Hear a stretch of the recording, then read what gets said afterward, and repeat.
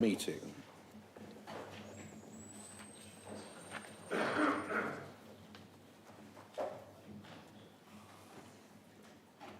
And can we get the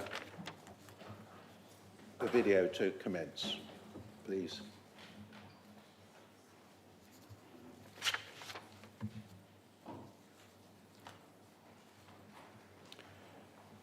I'm not going to repeat the instructions about using the microphone system because I think we're all familiar with it. So I will go straight on to my outgoing chairman's statement. First of all, I'd like to welcome the honorary aldermen that are with us today. Welcome. I would also like to welcome our two new county councillors, Stuart Bailey and Paula Ferguson. Congratulations to you both on being elected to Hampshire County Council. I would like to start my short statement on leaving the chairmanship by thanking Anne Briggs, my vice chair, for her support during the last year. I would also like to thank my PA, Natalie Jones, for all the help and good advice that she's given me during my term of office. Finally, my public thanks to my wife and consort, Rosalie, for supporting me so well throughout the last year. I decided at the outset of my chairmanship not to have a theme, but rather to visit as many county council facilities and those of our supporting organisations, both charitable and commercial, across the county as possible. This was something I was not able to do when I was leader of the council because of COVID.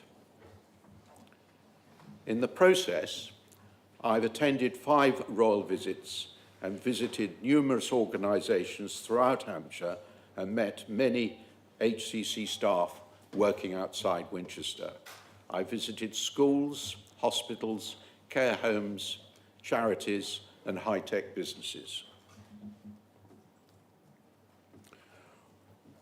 What has struck me most is the number of individuals, many of them in the voluntary sector, from the Lord Lieutenant and the High Sheriffs downwards, who support our community in so many different ways and help make our county such a pleasant place to work and live in. Many of these charities they support are ones that we are no longer able to support ourselves because of the financial straitjacket that successive governments have placed on us. We need as a county to continue to recognise the support they give us in other ways. Before I finish, I want briefly to mention the future of local government. Unless there is a sea change in government policy, this council and all the districts in Hampshire will cease to exist by the end of this Parliament. What I believe we need to do is to ensure we support a future model that puts the citizens of the county first by promoting a solution that maximises the amount of finance used directly to improve the services that they pay for, we pay for. May I end by thanking you, thanking you all, and particularly our leader, Nick Adams-King, and the leaders of the opposition parties for making my job as chairman of the council meetings such a pleasant one. We've had several council meetings this year, more than any other year in the recent past, largely because of the proposed changes in local government. All debates have been constructive and good-humoured and set a good example for our colleagues in Parliament. May I wish you all every success in the future, whatever model of local government we end up with in this great county of Hampshire. Thank you very much.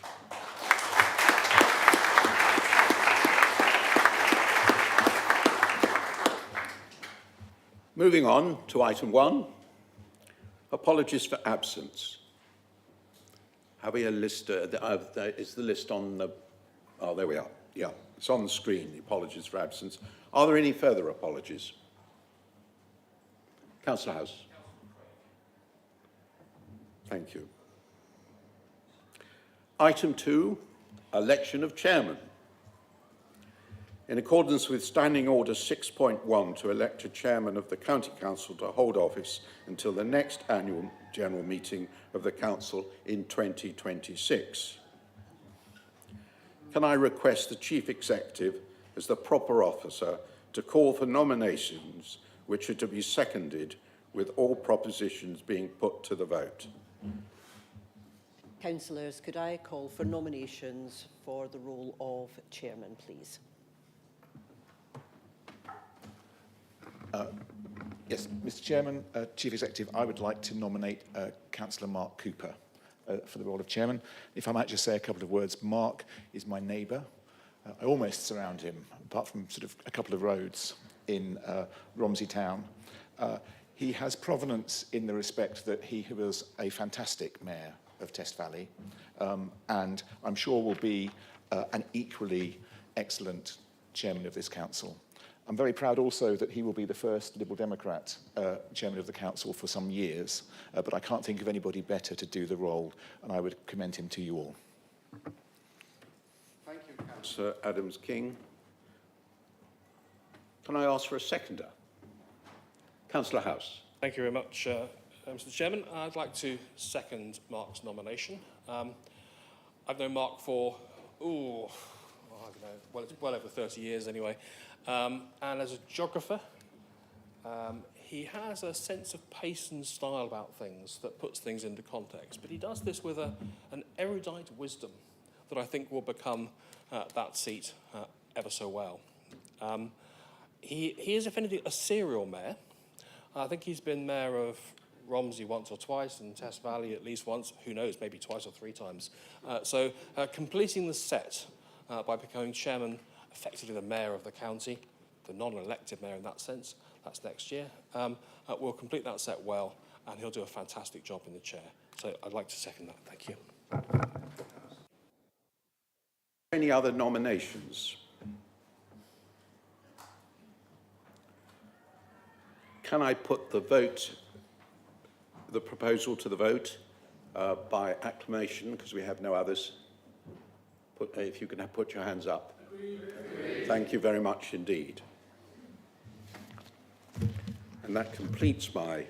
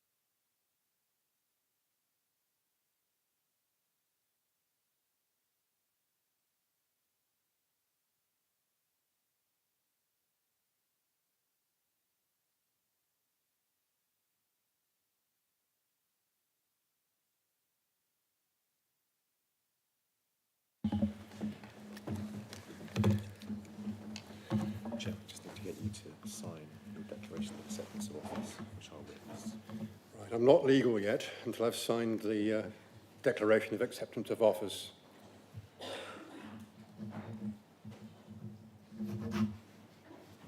So I'm now just witnessing.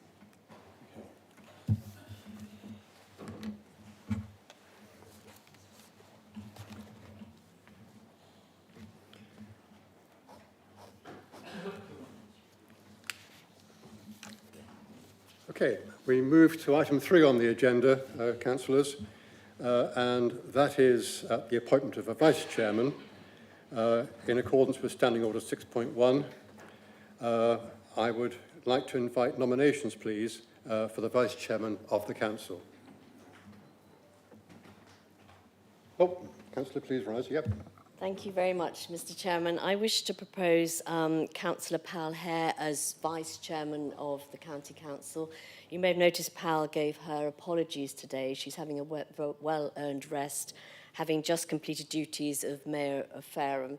So she's happy to be nominated, though, so I'm pleased to do so. Thank you. Right. Thank you, Councillor Warwick. Is there a seconder, please? And I would like to also second Councillor Hare. As we've just said, she's a very experienced mayor too, so we're going to have a very experienced team this year.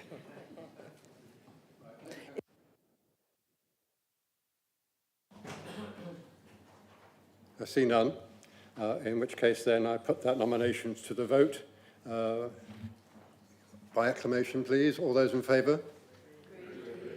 That, I think, is pretty unanimous. Anyone against? Any abstentions? No. Thank you very much indeed.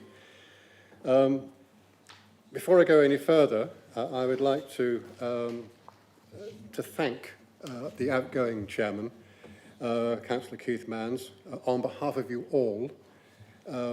His chairmanship over the last year has been fulfilled with both charm and efficiency. And anyone reading his curriculum vitae, as I have done, will know that he is both an exemplar and a very hard act to follow.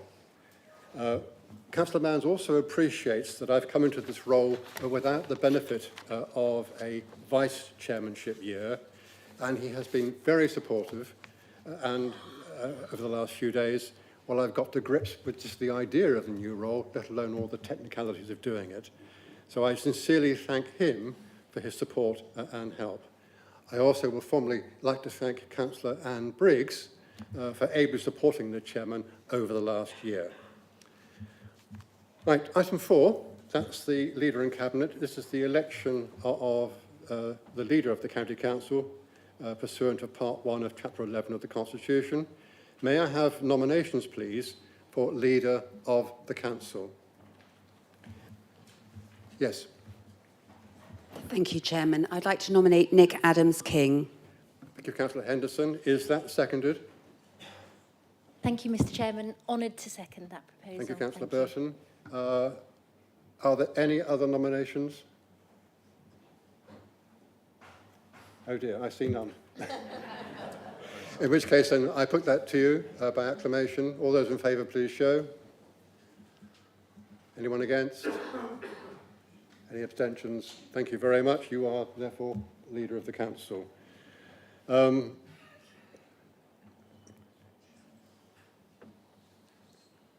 I ask you then, leader, to put the cabinet members forward? Yes, thank you, Mr. Chairman. I'm sorry you've got me again. The cabinet positions will comprise, I will continue to be leader and executive member for Hampshire 2050 and corporate services. Councillor Jan Warwick will be the deputy leader and executive member for Hampshire 2050 finance. Councillor Ros Chad will be the lead member for children's services. Councillor Steve Forster, the executive member for education. Councillor Liz Fairhost, lead member for adult social care and public health. Councillor Russell Oppenheimer, member for health and wellbeing. Councillor Kirsty North, executive lead member for universal services, and Councillor Lulu Bowerman will support her as member for highways and passenger transport. And last but not least, Councillor Zoe Huggins, executive member for Hampshire 2050 Transformation and People. There have been some recent changes to executive responsibilities, which we will be covering later on the agenda at item 17, Mr. Chairman. Thank you.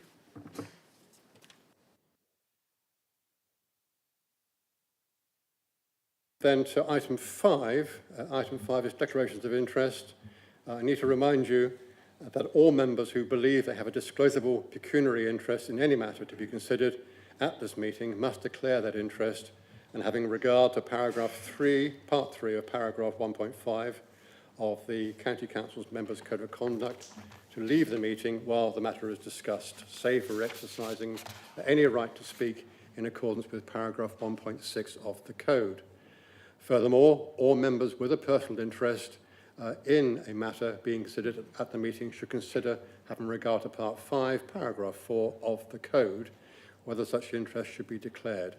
And having regard to part 5, paragraph 5 of the Code, consider whether it's appropriate to leave the meeting while the matter is discussed, save for exercising the right to speak in accordance with the Code. Right, that's the formal bit done. We now move on to item 6, which is the minutes, which go from page 7 to page 30. And this is to confirm, please, the minutes of the ordinary meeting held on the 13th of February 2025 and the extraordinary meeting held on the 20th of March. And then to sign, I will then sign those minutes. Right, are there any people here who wish to question the minutes? Do we all confirm those minutes? That's agreed. I will now sign the minute book on the last page.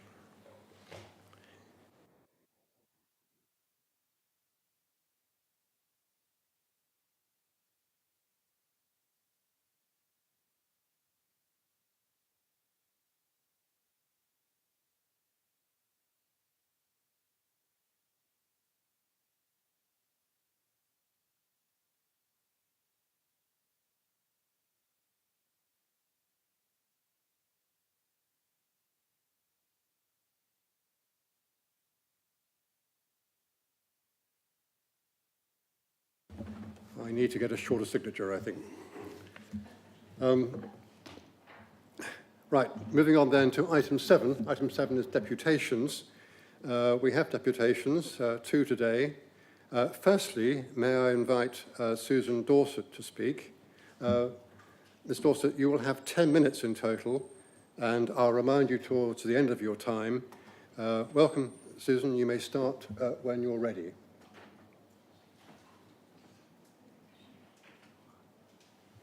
No. This, by the way, is about the... So when do I start? No, right. Good morning. My name is Susan Dorset, and we are the Knightwood Valley Park campaigners. We're here today to hand in our petition of some 1,676 signatures, which I started last year. The petition's here. Buses are a lifeline.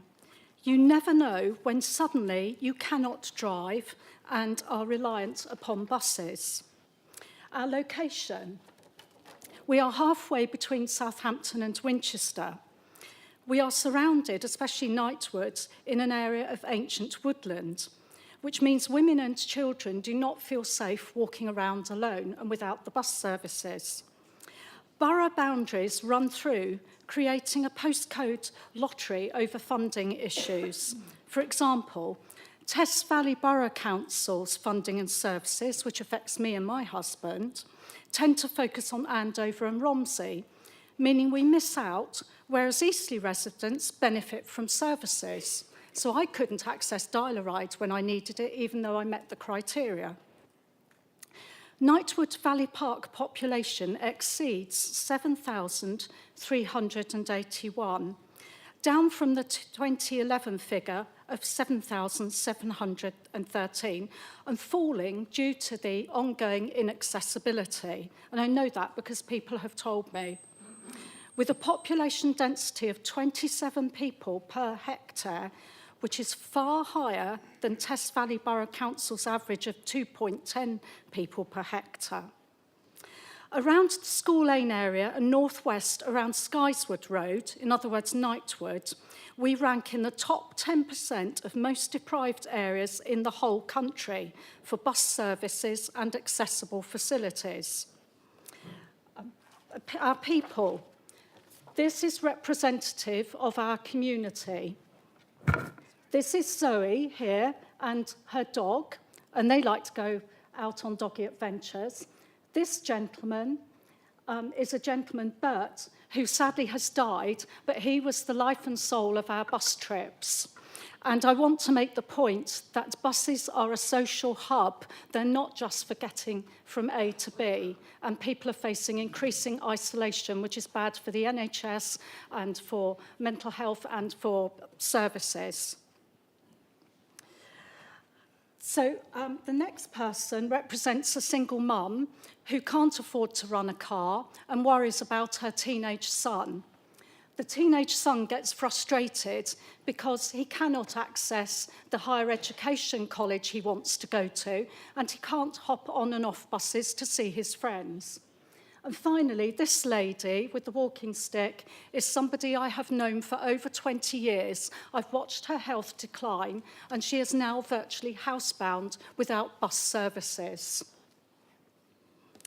When Knightwood was built from 1994 to the early 2000s, adjoining the established Valley Park, a reasonable bus service ran 6 days a week in multiple directions to multiple destinations, but no evening or Sunday services. Potential residents were assured of improving services with a greater frequency. This has not happened. Our county council has failed us. Under the planning agreement, developers initially helped fund bus services. Since that ended, Hampshire County Council has failed to ensure residents have a regular service, even though the buses were previously well used. The house sales exodus and lettings are increasing since pre-COVID, bringing our area down and affecting property prices. There's been a vicious circle of cuts leading to less passengers to more cuts and bus unreliability. This is preventing essential travel for employment, healthcare. Accessing the hospitals, especially at Southampton General, is a huge concern to residents. Education, shopping, faith, socialisation and leisure. We're prevented from visiting family and friends, and those family and friends from all over the UK are prevented from being able to visit us, and that fact is often overlooked. Residents were assured of a legal obligation to maintain services connecting both major county hospitals. Buses ran into central Southampton. At the stroke of a pen, some years ago, this strangely, quietly disappeared, leaving residents stranded. Hampshire County Council says it only has a legal obligation to provide school transport up to age 16. However, government insists children stay in education or an apprenticeship to age 18. Surely, therefore, the obligation extends to age 18 too, and this would enable us, ordinary residents, to travel by bus again. The walking distance to the main transport hub for trains and buses is 1.6 to 2.5 miles for most Knightwood residents via isolated footpaths, woodland and fields behind the industrial estate. As I've said, women and children do not feel safe. It doesn't cover the hospitals. Many residents cannot walk even half a mile. I'm a case in point.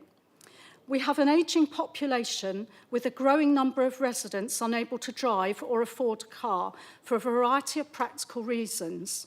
An increasing number have mobility problems and disabilities, like me. All community transport is due to be cut the 31st of August. This is at a time when over 70% of councils are providing improvements to services and accessibility for disabled. The government is wanting to get disabled people back into employment. We need to empower everyone to be the best that they can be, not take away their independence and freedom of choice. Long term, this will place a far greater burden on councils, the NHS and social services. Our mission statement: to reverse the devastating bus cuts, to improve bus and community transport services for all residents, to end the growing isolation, to restore individuals' independence and choices, to reconnect with essential daily facilities and amenities, to reduce traffic congestion and pollution, to enable Knightwood and Valley Park to thrive again. Our campaign logo. Propose solutions to work on together in our communities with our campaign group.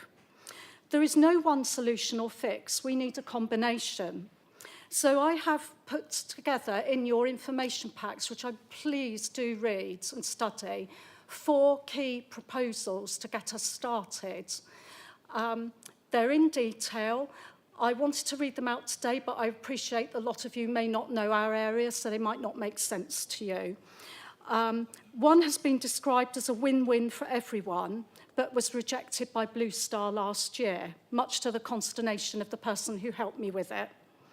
Perhaps the rail partnership and train operators would consider part funding to help boost flagging passenger numbers, thereby sharing the financial commitment and investing in our community. Help us to campaign for the government to enshrine in legislation 24/7 bus passes for registered disabled bus users and the issue of companion passes where needed, with funding for you, the council, and other councils. In conclusion, have we got the bus post, please? Knightwood Valley Park is one of the most deprived areas for services and accessible public transport within the UK. Our most basic needs are not being met. The current situation is detrimental to the health, well-being and future survival of the Knightwood Valley Park communities and local economy. We invite you, Hampshire County Council, to work together with transport operators and us in the community for a brighter, better future. Will you meet with us, please? Help end our postcode lottery. Bus services are a lifeline for everyone. However, those with mobility problems and disabilities are disproportionately adversely affected. Provide for ongoing public transport when planning future housing. No one should be left stranded and isolated. Thank you. Thank you, Susan Dorset. Immaculate timing. I will now invite the executive member to respond. Councillor Bowman, please. Thank you. And firstly, I'd like to thank Susan and your colleagues for coming this morning and for your very detailed presentation with heartfelt pleas for help. And so I completely understand that. And for the signatures, that's a good number, 1,676. And I'm very happy to work with you and meet with you in the near future to take forward some work that's already been done. So I'm getting a thumbs up, everyone. This is great. Love it. Obviously, we'll happily receive your petition as well. Thank you. I think it's coming my way now. Thank you. Thank you. Our second deputation is from a group called Save Lymington and Keyhaven. Welcome to you. You also have 10 minutes in total, and I shall remind you towards the end of your time, which I didn't do with Susan. You may start when you're ready. Thank you. My name is Dominic May. I'm the organiser of Save Lymington and Keyhaven, SLAC for short. I've lived in Hampshire all my life, and I have run my family boat building and repair business, employing 150 people in Lymington for 35 years, providing skilled jobs and apprenticeships for the local community. As a matter of fact, our total business rates this year come to 231,000. Some of you may be aware of the Environment Agency's strategy for Hurstpit to Lymington, which proposes to allow Hurstpit to roll back and breach, and includes the removal of a large section of the existing seawall from Keyhaven to Oxley, flooding the lagoons behind and the land behind the seawall, which is owned by this council, and the construction of enormous new flood defence wall inland, all projected to cost a bonkers £300 million.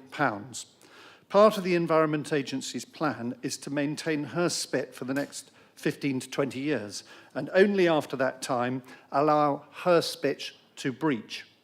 But, ladies and gentlemen, no maintenance has been carried out to Hurstpit for the last 2 years because there's no funding from, guess who, the Environment Agency. So we're sleepwalking into a breach of her spit, which will then mean that the Environment Agency's draft plans are brought forward as a fait accompli before we can even object at 2026 is formal consultation. I consider this proposal to be an extreme danger to both Keyhaven and Lymington. Allowing her spit to breach, plus the destruction of the seawall to Oxley, will allow southwesterly wave action to roll directly into the Lymington River. It will accelerate the decline of the mudflats from Keyhaven in the west to Thorns Beach in the east. The Lymington River channel will silt up, reducing depth, restricting the size of boats which can navigate upstream. Beam sea wave action will stop the safe navigation of the Lymington River in the prevailing southwesterly wind for fishing boats, yachts, and the White Link ferry. I have therefore organised a group of objectors which consists of the following local clubs, organisations and companies. The Royal Lymington Yacht Club, Lymington Town Sailing Club, Hurst Castle Sailing Club, Keyhaven Yacht Club, White Link Ferry, Lymington RNLI, Lymington Harbour Advisory Committee, Lymington Society, Lymington Yacht Haven, Lymington Marina, Berth and Boat Company, the Merrick Estate, which owns Keyhaven Harbour, and an elected councillor, Mr. Barry Dunning, one of your own colleagues. The Environment Agency's strategy for her spit to Lymington has already cost a shameful £17.5 million, including a scandalous £15 million of taxpayers' money on Grade 1 and Grade 2 farmland at Aubrey Farm in Keyhaven. And that's with no flood defence work actually carried out. It has been developed with no regard or consideration for the important maritime activity of the Lymington River, nor regard or consideration for the human elements of employment, training, key transport link to and from the Isle of Wight, and recreation. As an aside, after my father-in-law's death last year, the sale of his Keyhaven house has recently fallen through because the buyer has been scared off by the Environment Agency's plans. The Lymington River provides the economic foundation of a successful and thriving local community. This will be destroyed if the Environment Agency's irrational proposals are allowed to proceed. Hampshire County Council may soon be adopting New Forest District Council coastal protection powers. So this will become an operational policy issue for you. County councillors should represent the ratepayers and the voters, the residents and businesses of Lymington and Keyhaven, not allow your local government officers to be swept along with the Environment Agency's currently fashionable preferences and prejudices. Anyway, the strategy directly contradicts 2010's North Solent Shoreline Management Plan promoting management policies into the 22nd century, which was hold the line until 2105, with Hampshire County Council being a signatory. A perfectly sensible alternative is to maintain her spit and restore the line of the existing mudflats on the Solent side of the seawall using geotextile tubes and dredged mud. But this does not feature in the Environment Agency options. We ask Hampshire County Council to join us by objecting to the Environment Agency's mad plans, and instead we ask you to support our call for continued maintenance of her spit and restore the line of the mudflat in the Solent. Thank you for listening to me. I'm now going to make a short statement on behalf of White Link Ferry operator. Unfortunately, Sam Mitchell, the operations manager, couldn't be here today, but he's asked me to read this message on his behalf. White Link operate 3 passenger ferries from Lymington to Yarmouth, and as such provide a much needed and vital link. We are the only vehicle ferry servicing the Western Solent. The service is essential to commuters, students and local residents for recreational and business use.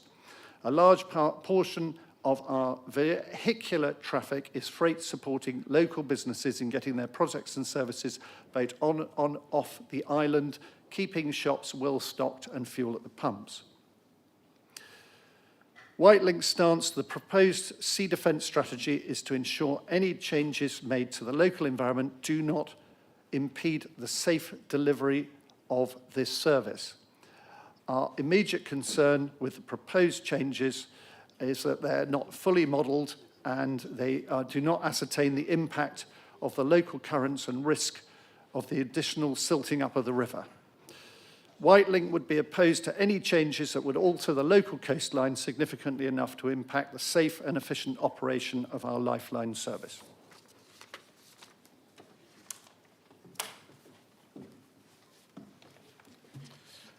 Good morning, everyone. Excuse me. My name is Paul Moxey. I'm the past Commodore of Hurst Castle Sailing Club, and I represent the two Keyhaven sailing clubs.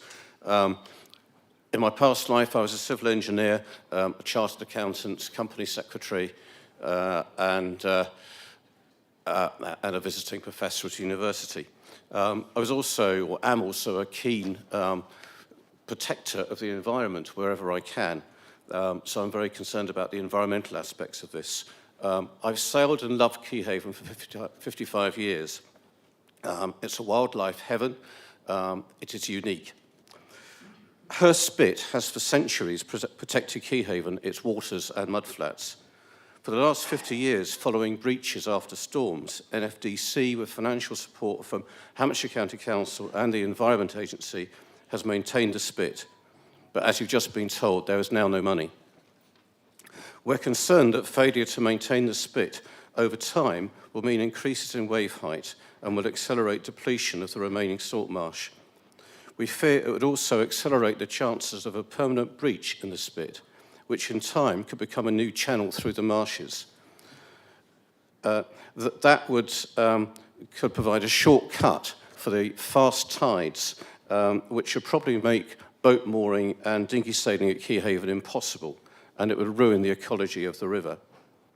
It surely makes sense to protect the spit now than spend far more money in recovering a crisis later. And the cost we're talking about, the historical average cost of maintaining the spit has been $15,000 a year. Not a lot of money. In that context, it seems strange that the money could be found to buy the farmland. It's also a small fraction of the amount of income that is received from the Keyhaven moorings, the dinghy park income, rent from the sailing clubs, and the car park fees, which are presently retained by New Forest District Council. Public sector funding seems to be based on formulae that defy common sense. We're planning to draw attention to the need to protect the spit through public events and various exercises. We'll see what comes. We'd like to know why Hampshire County Council discontinued its funding and whether it will resume funding. Please could you let us know? One possible longer-term solution to the funding problem might be for Keyhaven to have a statutory harbour authority. This would be in common with the vast majority of UK harbours. Such an authority could help keep revenue for moorings, etc., and use those funds for maintaining the spit, protecting the environment and the ecology for the benefit of all. Would Hampshire County Council support such a move? Thank you. Right, thank you very much. I will now invite, we've got no time left, we've got 32 seconds. I was going to talk about the effects on the economy of the town, but my colleagues have rather gobbled up the time, so I would just basically say that we're concerned that if the river does tilt up, if the river is not protecting the waves and protecting the river, fewer people will come, the economic damage to the town could be considerable. The marine industries and recreational sailing bring so much money to the town, so much of that is at risk. If in the future the plans go ahead, salt marsh is lost and the river is no longer safe. Thank you very much. And I'm sure those points will be got across to the executive member, who will now invite to respond to you, and that's Councillor Kirsty North, please. Thank you very much, Mr. Chairman, and can I just add my congratulations to you today. Thank you very much for coming along and making your voices known on behalf of Keyhaven and Lymington this morning. I hope you'll be pleased to hear that Councillor Barry Dunning is a very keen advocate for your cause and raises this at any given opportunity. I recognise your request for funding for maintenance and will ensure that we continue to press the Environment Agency on this point. I'm happy to keep you and Councillor Dunning updated on this aim and ensure you receive a full written response to your deputation today. Right, thank you very much. That brings us to the end of the public presentations. We now come to item 8 on the agenda. If you wish to leave, please do at this time. Thank you. Item 8 on the agenda is the incoming chairman's announcements. And I've got a few things to say, if you may imagine. Members, honorary aldermen, ladies and gentlemen, may I first thank you, I think, for voting for me as your chairman of Hampshire County Council. It is a great honour, and I'll do my level best to uphold the good name of the county over the coming year, especially bearing in mind these difficult times we've already alluded to this morning. Thank you for your support. It is very much appreciated. I will strive not to let you down. Thank you also to Councillor Adams-King, my neighbour, and Councillor Keith House for proposing and seconding me. I will do my level best to avoid controversies and to ensure our continued positive working. I also would like to add my welcome to our 2 new county councillors, the member for Aitley East and Blackwater, Councillor Stuart Bailey, welcome, and the member for Winchester Eastgate, Paula Ferguson. Thank you and welcome. I'm advised by officers that at this point of the meeting it's customary for the new chairman to say a few words relating to their background and their aspirations for the coming year. Initially, I wrote a very, very short speech, and then my missus said, well, hang on, you can say more than that. So it's slightly longer, but I'll try not to hold you up for too long. The Coopers, through whom I'm descended, were agricultural labourers and go back into the mists of the 18th century, certainly, and living near Titchbourne and Alresford. Very, very heart of Hampshire. My Coopers then migrated 5 generations ago towards Southampton to work in the docks. And they were dock labourers and then later dock foremen. There was even a grave digger amongst the Coopers as well. I'm very proud of that. My political life was honed at the University of Leeds by the sit-ins, which I took part in, I hasten to add, in 1968. Those of you as old as I am will remember that particular year across Europe. And I was also the Union Secretary and a contemporary of one Jack Straw, I'm sure you all remember, and also of Paul Dacre, who you also equally probably know, 2 contrasting characters. I once saw Jack at a function and said, oh, Jack, I remember so-and-so and so-and-so. And he said, who are you? But then he had been Home Secretary and Foreign Secretary in the meantime. After working in town planning in New Zealand and then in the motor industry in Birmingham, I returned to Leeds for a year out, but also to qualify as a teacher. And when St Mary's College in Southampton, where our previous leader was a pupil, you'll recall, they heard that I was actually qualified to teach geography. They actually offered me a job. I never applied for it, and I took it just for 1 year. Unfortunately, they made me head of department, and I stayed for 31 years. So that was not a very strong effort to get away from that. But teaching A-level geography and economics was a sheer joy. And I must admit that it's been very, very useful for my work on regulatory and whatever else over the years. I did retire from teaching 21 years ago. So that's a long time to focus on the county council. I've also been a Test Valley Borough and a Romsey Town Councillor for the last 39 years and was council leader at Test Valley between 95 and 98. And as someone mentioned earlier, I served as Borough Mayor in 21. It was a fairly quiet year because it was post-COVID, and I'm told that my coming year will be somewhat busier. We shall see. I've also been Romsey Town Mayor on 3 occasions, and I must confess that was just sheer plain fun because you get to know everyone in the town. My main claim to fame as a town mayor was that the Lord Lieutenant at the time, I'm sure you all remember, Dame Mary Fagan, thought I was a safe pair of hands. And I quoted her exactly because at the time we were arranging a visit by Her Majesty, the late Queen Elizabeth, on her Romsey Royal visit in 2008. I've been a Hampshire County Councillor since 2005 and have very much focused on regulatory and planning matters, and my other love, which was sailing via the River Hamble Harbour Authority, although I've come off that for the coming year. Now, Councillor Manns mentioned themes and suggested I did as well, and I'm not going to disobey his instructions. So what I'm going to do over the next year is focus primarily on climate change matters, and in relation to the Hurst Castle spit issue, we must bear in mind that a very large part of our county is low-lying coastline and estuaries, and is under extreme danger from rising sea levels and increasing storm frequency. And so therefore, that'll be one of my focuses over the coming year. Secondly, in the context of all the uncertainties generated to us and to our staff, more importantly, generated by local government reform, to strongly promote Hampshire as a historical and geographical entity. I have immense pride in my county.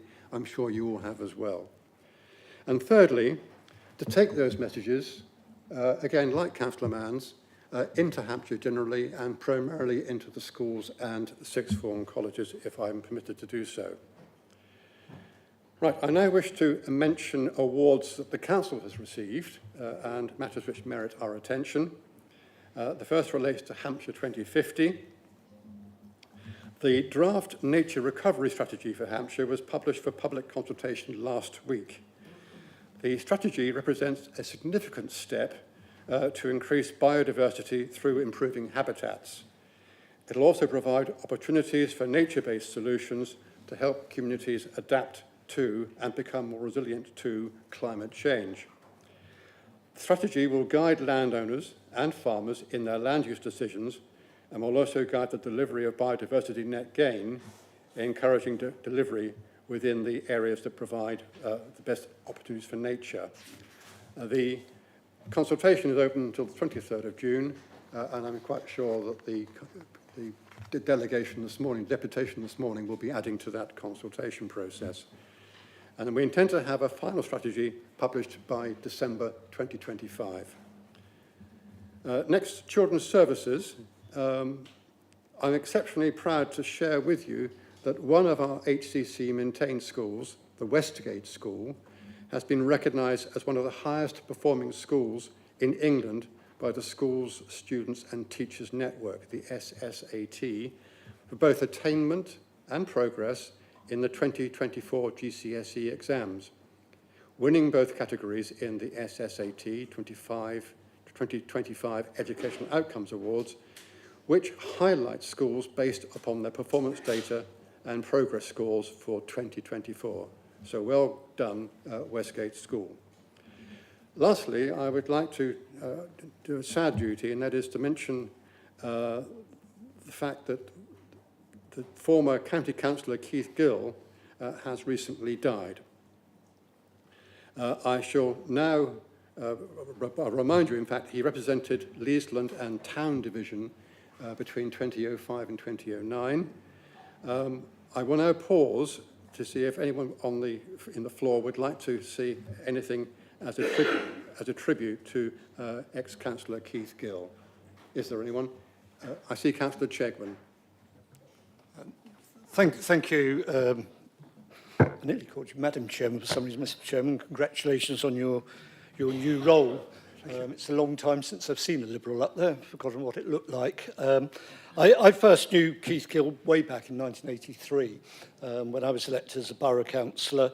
He was the Deputy Area Education Officer, employee of this council in Fareham Gosport. I was appointed school governor. His wife, Ira, was the head teacher at Newtown School in Gosport.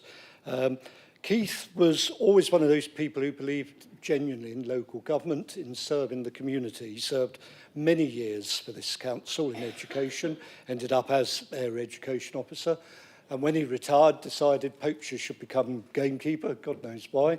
And he got elected firstly to Gosport Borough Council as a Liberal Democrat, and then on this county council for 4 years. His count was the most bizarre I've ever attended, in that it was on a Friday afternoon. He narrowly won. A recount was scored by Mike Geddes, also sadly party Conservative, who used to serve here.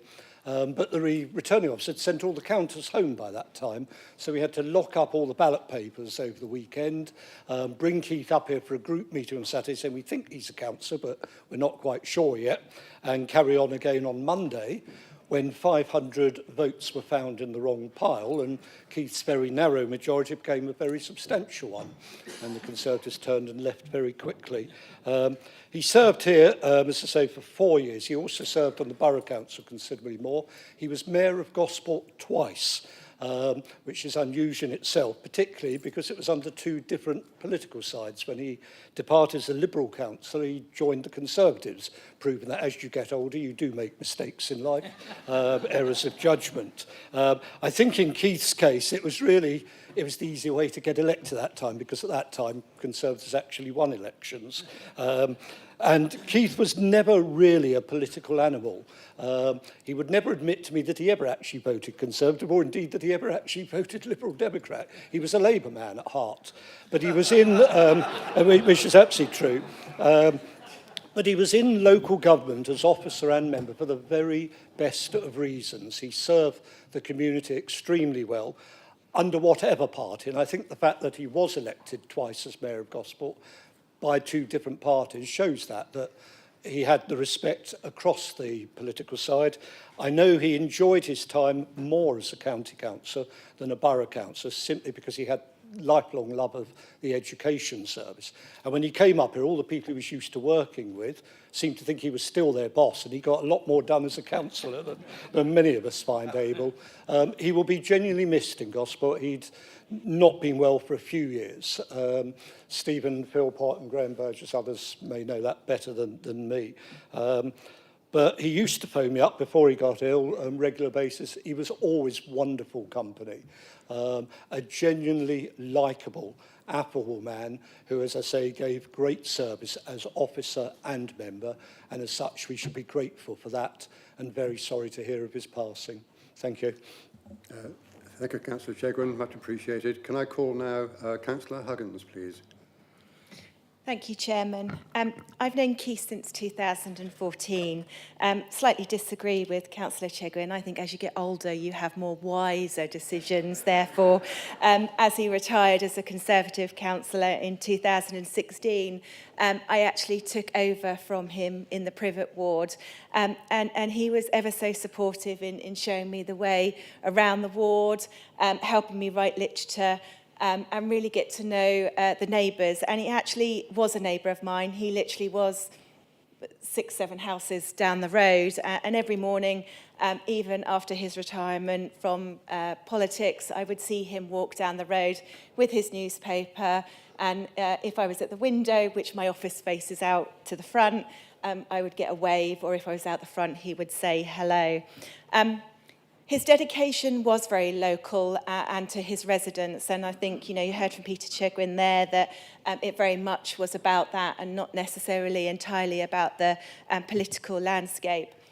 His dedication to the education sector was formidable, and he actually played quite a significant role, a voluntary role, in the local area as a governor at the local college, to which he also wrote to me in to step into his place when he retired. And I'm still 7 years later now chair of that multi-academy. So I had a great lot of time for Keith and learnt an awful lot from him, and he will be missed in Gosport, and our thoughts go to his family. Thank you, Councillor Huggins. May I call Councillor Philpott, please? Yes, thank you very much, Mr. Chairman, and everybody. It's not really leaves me much else to say. I think that was an excellent tribute from Councillor Chegwin and contribution from Councillor Huggins. I knew Keith very well. I just want to say really that Keith was one of the nicest people I've ever met, and I'm very, very sad today to hear of his passing yesterday. And And Ira, I feel sorry for too. Ira's his wife, widow, very, very ill, unfortunately. So it's great sadness. It is true, he did serve on both the Liberal Democrat group and the Conservative group on Gosport Borough Council. One of 35, actually, Liberal Democrats who left the Liberal Democrat Party in Gosport to, many of them did join the Conservatives. There's quite a large number. And if I started to list them, I'd be speaking for an awful lot longer than Councillor Chegwin did earlier. But just to say, I'd just add my condolences to all who knew Keith, and to say that I will miss him a great deal. He was a lovely man. Thank you. Right. Thank you very much. I will now ask you please to stand and observe a 1 minute silence as a mark of respect to Councillor Keith Gill.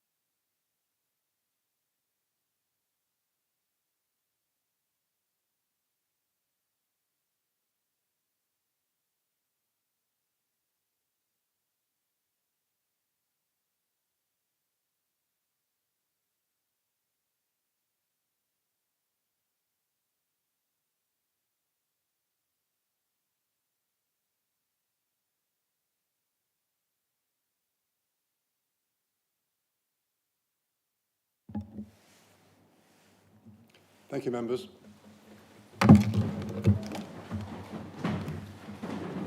Right, item 9, I will move on to that now, and that's the leader's report. I will invite the leader, please, to present his report to you all. Mr. Chairman, thank you very much. It's the annual one, so it's quite a long one, for which I apologise. Just to reassure Stuart and Paula, it doesn't normally go on this long. But Mr. Chairman, thank you. I'd like to welcome you as the incoming chairman, and also to Councillor Hare to the position of incoming vice chairman. Pal is currently on a boat off Norway, so I hope she's enjoying herself, because she's had a very busy year and she's about to have an equally busy year as our vice chairman. Mr. Chairman, I think I'm one of the few people in the south of Hampshire that's not been taught by you. I'm certainly, or seemingly so, I'm certainly the first leader in a number of years not to be taught by you. But I'm very pleased that the domination of Romsey is now complete in the council chamber. And I would suggest that perhaps we should consider renaming all of the divisions in relation to where they are in comparison to Romsey. Councillor Drew can become the member just north of Romsey, for example, for the next year. It shows, however, the commitment that you have to public service, that you have so kindly stepped into the role that became vacant when Councillor Briggs chose not to take it up. And I'm extremely grateful to you. And I would repeat my comments in your nomination. You were an excellent mayor of Test Valley. I'm sorry that the times of COVID into which you stepped didn't allow you to be quite as active as I know you would have wished. But I hope that that will be something that we can make up for in the coming year. It is fantastic to see Sue looking so well as well, and she can accompany you through this next year. And you can be sure of the support of all of us in the cabinet and all of us in our group in support of you as you go through your chairman's year. I'm also delighted that we are bucking convention a little bit and ensuring that you can remain on the regulatory committee, where your commitment and your contribution is so positive and helpful. I'd also like to thank Keith. Keith's chairmanship of the County Council over the last 12 months has been exemplary, and he's been ably supported by Anne Briggs, who similarly is away at the moment and can't be here today. It's not at all surprising, given Keith's background as an RAF pilot, that he has been a steady and assured hand at the controls of our meetings. This has included steering us expertly through the turbulence of 2 extraordinary councils in January and March, and I suspect that Keith has been the chairman who's chaired the most county council meetings for quite some time. I'm glad we were able to include Keith in the Cabinet's recent visit to Farnborough Airport to see their exceptional facilities. The incredible range of symbiotic businesses growing up around the airport, bringing growth, talent and prosperity to our county and providing jobs for local people, including their impressive target for employment of veterans. And I have to say that hearing how Farnborough has been the fastest growing town in Hampshire over the last 15 years, it certainly pays tribute to Councillor Cooper's, the other Councillor Cooper's, oft repeated assertion that it is the northern powerhouse of the county. As well as representing the County Council at numerous high-profile events and civic occasions, I know that Keith has enjoyed taking opportunities to visit some of the projects we are delivering across Hampshire and meeting frontline staff. This has not always gone completely to plan. I hear that on one of those visits, Keith was severely delayed by a flat tyre, but that always the consummate professional made the most of his disrupted outing and skillfully managed to secure himself a ride on an e-bus in order to get there. I also understand that during the year, Keith has been driving buses as well as a consequence of his role. So lots of exciting times to look forward to, Mr. Chairman. I'd also like to welcome Councillors Bailey and Ferguson following their election to the County Council in the last month. You're both very welcome. I look forward to working with you. Congratulations on your wins. Stuart has been a member of Hart District Council for quite a number of years and brings an enormous amount of experience to us, which I'm sure we welcome. And Paula, according to this they've given me, that your profession is as a child psychologist. So I look forward to your assessment of us all here and seeing how we all behave. And if I could tap you up for some help with my children, I'd be really grateful. So not quite so helpful to us all. But, and finally, one other change, which is that we were, of course, all sad but happy at the retirement, happy for him at the retirement of Adrian Collett. And a very warm welcome to Jackie Porter, and congratulations on assuming the position of Deputy Leader of the Liberal Democrat Group. And you've got a new chair, yes. You have to watch the skirt, though. But yes, I look forward to you joining in our meetings as we go forward. When I stood on this spot a year ago, I described my leadership style as collegiate and cooperative. I feel passionately that none of us here enter politics to do harm. We simply disagree about the way in which we do good. This thought has been at the forefront of my mind this month, particularly as we commemorated the 80th anniversary of VE Day and the victory of the Allied forces who sacrificed so much in the fight for freedom and tolerance in Europe. Those values and ideals of freedom and tolerance are precious but fragile, and we must never take them for granted. Whatever the future holds in the next 12 months, I'd like to encourage everyone to be mindful of the messages of the LGA's Debate Not Hate campaign, to which we signed up last year. And let's ensure we continue to debate robustly, agree and disagree respectfully, and always call out the abuse and intimidation of politicians and officers in all of its insidious forms. I'd like to say a heartfelt thank you to all of the County Council's employees as well for their commitment and professionalism in the last 12 months. Our officers and frontline staff continue to show incredible dedication in challenging times, and I'm immensely grateful for their service to the residents and businesses of Hampshire. Most particularly, I should say thank you to Carolyn. Her support in my first year as leader has been kind and patient and understanding and patient and she's been exceptional in helping me through that. Carolyn, as we all know, has recently announced her retirement, well deserved, after 4 years as Hampshire's Chief Executive and more than 40 years of outstanding service in the public sector. She plans to stand down towards the end of July, so there will be time to set aside tributes as part of our County Council meeting on the 17th of that month. The window for candidates to apply for the Chief Executive position closed yesterday, so I'm afraid you've all missed out if you haven't got your application in. And interviews to select Carolyn's successor will take place next month.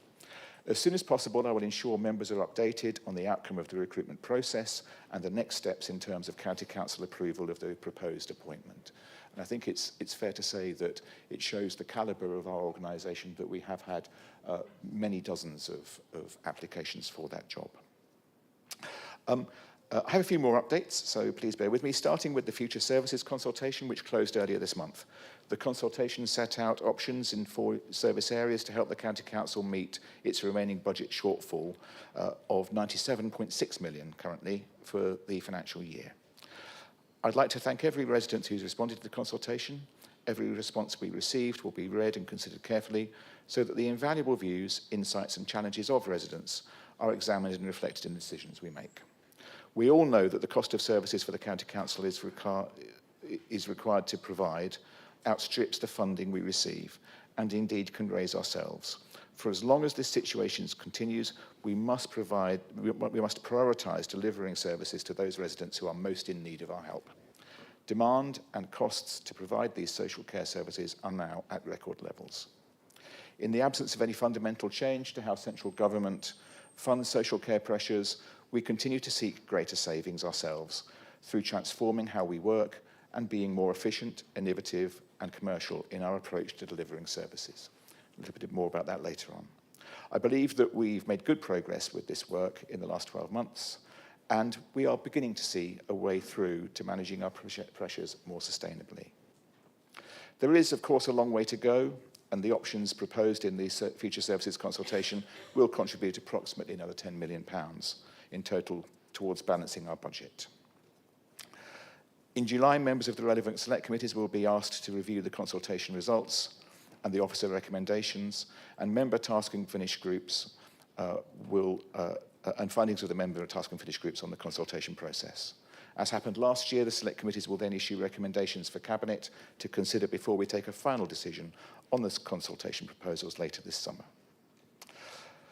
Last month, the Cabinet met with our counterparts in Essex for peer-to-peer learning on how councils innovate and respond to shared challenges. Our discussions were useful and thought-provoking, and I'm very grateful to Councillor Kevin Bentley and his colleagues for their valuable insights and openness and generosity as hosts. We look forward to welcoming the Essex team back to Hampshire over the summer so they can be equally as impressed by our work as we were by theirs. Similarly, we've also been in different combinations to visit West Sussex County Council and Wiltshire Council in recent weeks as well, as we begin to look for ideas from our neighbours. The Cabinet's also been meeting with the Hampshire and Solent regions universities. I was very pleased to attend the University of Southampton Civic Anniversary event in April at Chilworth Science Park.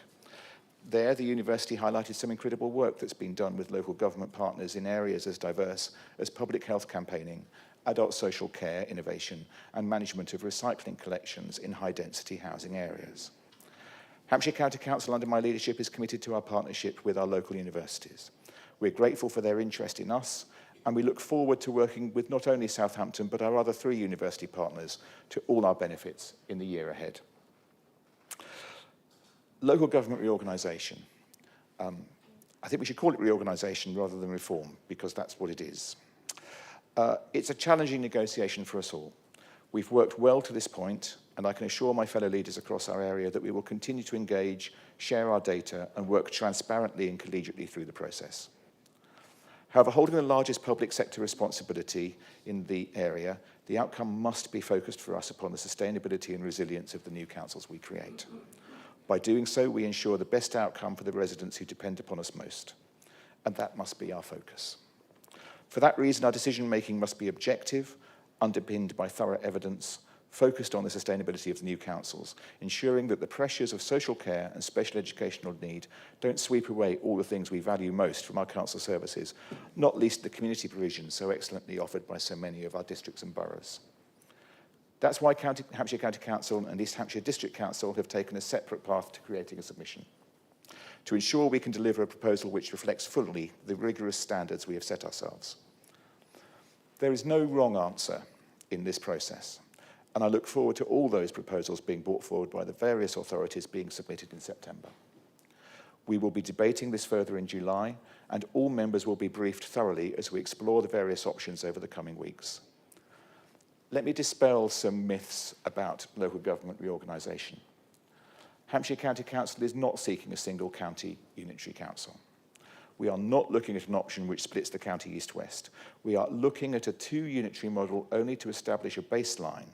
We already know this does not meet many of our principles, let alone those set down in our joint submission to government in March. However, given the example of Surrey, we know that equally the government will be expecting us to set our submission against what they consider to be that base. So we're looking at options of 3 unitary councils and also 4, modelling how those can best deliver for our residents in the years to come. Although reorganisation will mean significant change for local government in Hampshire, the County Council remains focused on the day-to-day work of delivering quality essential services for our residents and businesses. So as usual, I'd like to highlight a recent case where Hampshire County Council is delivering best practice alongside partners and communities. The Dementia Assembly, which was organised by officers in the Adult Health and Care Directorate to help them develop a dementia strategy, is one example of that. It was co-produced with people living with the condition and their carers. In March, the Dementia Assembly convened more than 85 people for discussions on how to improve the experience of people living with dementia and their carers in Hampshire. A separate assembly, hosted by the Hampshire Health and Wellbeing Board, also took place in March, with partners from across the health, social care and voluntary and community sectors. The County Council will now work with system partners, including Hampshire Dementia Alliance, to continue developing dementia strategy and ensure there is strong community and resident engagement throughout. And finally, I hope you'll indulge me in a little bit of reflection, as it's been 1 year since I became leader of Hampshire. As you know, back then, I became leader at quite short notice. And it's been quite an interesting year to be leader. Hampshire's a wonderful county, and once again, I'm humbled and deeply honoured that you've again selected me to be the leader of the council. In my first year as leader, I've had the good fortune of working with a team of excellent colleagues in Cabinet. You, all of you, have worked incredibly hard for the people of the county. I'm delighted to have you as colleagues. We are, I think, an excellent team. We are focused, innovative, and eager to transform our organisation and county for the better. We've also had some fun along the way, on occasion. Thank you to each of you, to Luli and Kirsty, to Steve and Roz and Zoe, Liz and Russell, but most of all, Jan. Jan in particular, all of you have been fantastic, and I'm grateful to you all. I look forward to another year of hard work and delivery. Now, Jan in particular has developed that special look which tells me it's time to stop talking now, Nick. And I can feel that look brewing, but there's just a little bit more to stay. Thank you to my group, all of you. I consider you all friends. And to Juliet and Stephen in particular, who organise us all so well. We've had a busy year, and I've put you all through a punishing schedule of meetings, and I'm forever grateful to you for your support. And also to our opposition colleagues. You, all of you, work incredibly hard for your constituents. I'm always blown away by your commitment, by the commitment of all members of this council have to their divisions. Thank you for holding us to account, for your questions and challenge, and for doing so in a constructive and collegiate way. Most of all, thanks to the leaders of the opposition groups, to Keith and to Kim and to Andy. We have, I think, been able to work exceptionally well together. You've been open to exploring new ways of working, and I look forward to taking these further in the coming year. In April, I announced some changes to the portfolio responsibilities for executive members. Those changes are set out in a paper that we will come to at the end of today's agenda. These focus us better on the huge tasks ahead this year. When I stood here 12 months ago, if you'd have told me what was ahead, I would not have believed you. It's been a year of progress and change. Then my speech was around the first Future Services consultation, which had just ended with little thought to anything else. The general election had, if you remember, been called the night before. Who could have known what was in store for us all? So let's reflect on what we've achieved together. I've already talked about local government reorganisation. We could not have guessed that would be something we're discussing 12 months later. After 9 years and 8 attempts, we now have a devolution deal for Hampshire and the Solent.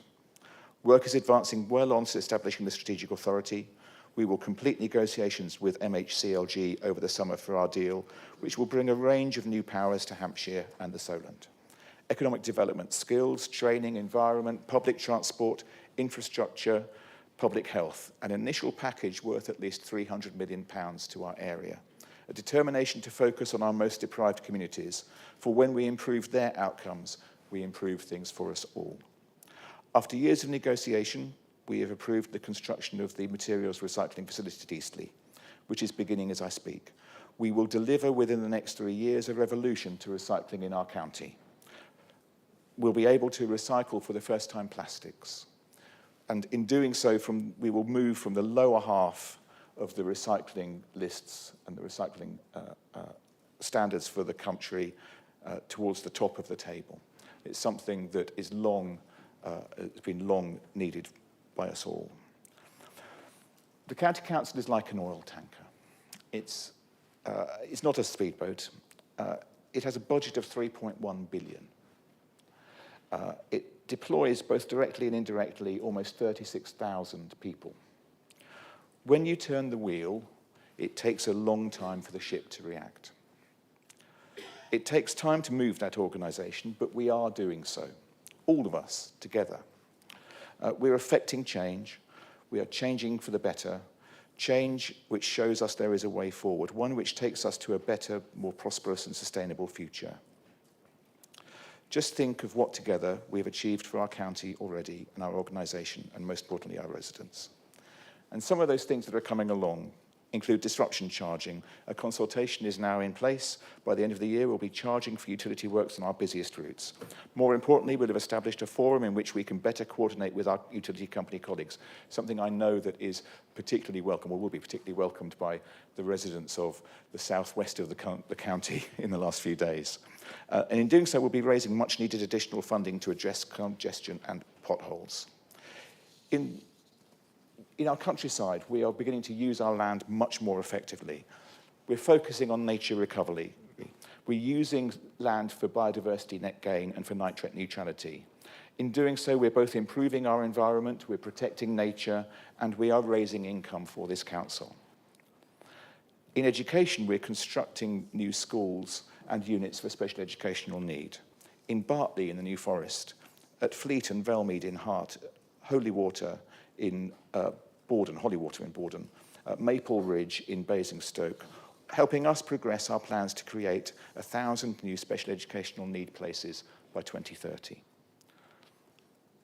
And we need those places because when you reflect on the fact that the number of education, health and care plans in this county has increased in the last 10 years from 3,800 to 17,300. It is one of the biggest challenges that we face. Lulu's work on school transport is beginning to see progress, and with some movement in the budgets in the right direction to be able to control that part of our cost pressure in a better way. And in adult social care, Liz and Russell are changing our systems to ensure that they are fit for the future and adapting to the new environment. Our care home tariffs are helping manage our costs better, using our scale in the market to leverage a better deal for Hampshire's taxpayers. We're using IT and AI to better help people and to keep them in their own homes. And we're having constructive conversations with the NHS to improve our services and cost control, not just with the ICB, but with our hospital trusts and unitary neighbours too. And in business investment, the Hampshire Prosperity Partnership Board, which I reported I'd be attending the first meeting in last year's speech, has worked exceptionally well. With the help of Martin and of Phil and of Gareth as the district leaders on the board, we've brought together the best of our academic and business communities to the benefit of us all. We've been identifying the blockages to growth. We've been proposing new ways of approaching skills and training, finding ways to create jobs, to harness the potential of the free port, and to ensure that there is growth and prosperity for us all. And with thanks to Gary and all of the work that's been done in Hampshire 2050, we've been rationalising our estate, raising money not to plug our budget gap, but to invest in the future of Hampshire, to invest in facilities to reduce our budget pressures, children's homes like Nightingale Lodge. If you've not been there, I suggest that you do take up an offer to go and visit. It's exceptional. And to our new schools and special educational needs units. We need to be honest about finances, though. And as I said earlier, we face enormous challenges. And the system needs to change. Local government finance is indeed broken. This year's council tax increase of 5% raised for us £41 million. I've said it before and I will repeat it again.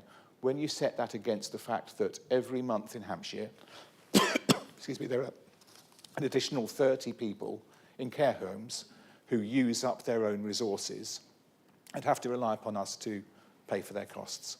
So 30 more people each month, 360 in a year, at the minimum tariff we pay of £1,000 a week, equals £18.7 million. Almost half of our council tax increase went on 360 people who desperately need our help at their most vulnerable stage of their life in care homes. And thereby lies our challenge. We should be honest with the people of Hampshire that the council tax burden that they face is lower than many other parts of the country, indeed all other parts of the country bar one. And it has been for decades. Our council tax this year for Band D in Hampshire is £1,609. In Surrey, you'd be paying £1,846. In West Sussex, £1,801. East Sussex, £1,867, and Oxfordshire, £1,911. It's that gap that causes us to have the challenge we face. And the fact that we've been able to face it to this point is a testament to all of us, and particularly all of those that you've been on the council for many years, because together you have managed to make that sustainable. But it can't last, and we must still look to do something about it.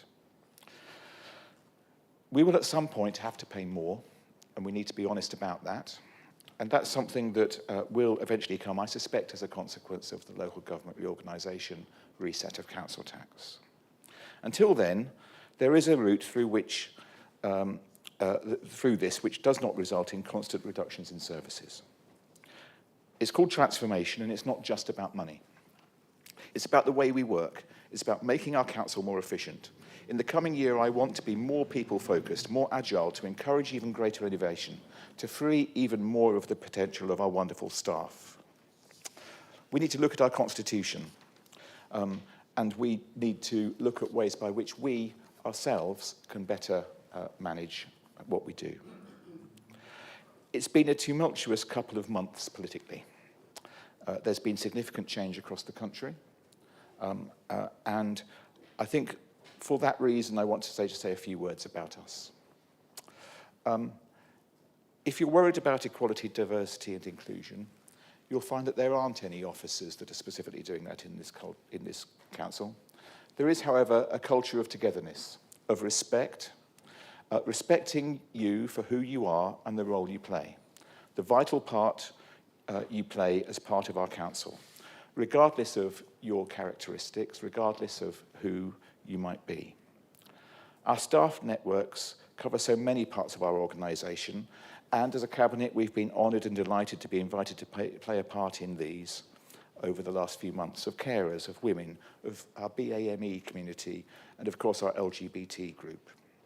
It's about respect and it's about kindness. To disclaim the words of equality, diversity and inclusion, as some suggest we should, is to equally disclaim those other words. Our organisation is respectful, collaborative and kind, and long may it be so.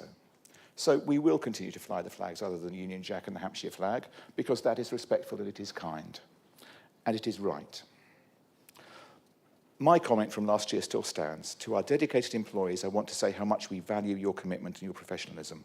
You've shown incredible dedication in challenging times, and I'm grateful for your continued and excellent service. And if we think we need Doge, that's what we, as an administration, live and breathe, day in, day out, ensuring we spend every penny wisely. No one here has gold-plated pensions. We do not spend a third of our council tax income on pensions. Indeed, Councillor Kemp-G and Councillor Thacker, with their colleagues, manage our pensions so well that we've been able to reduce our contributions to the scheme. You don't need to audit us.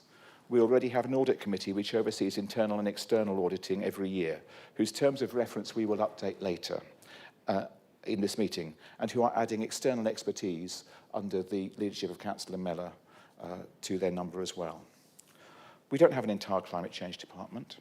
We're focused on the undeniable climate changes that are affecting us, however, and if you think that's unimportant, then consider this.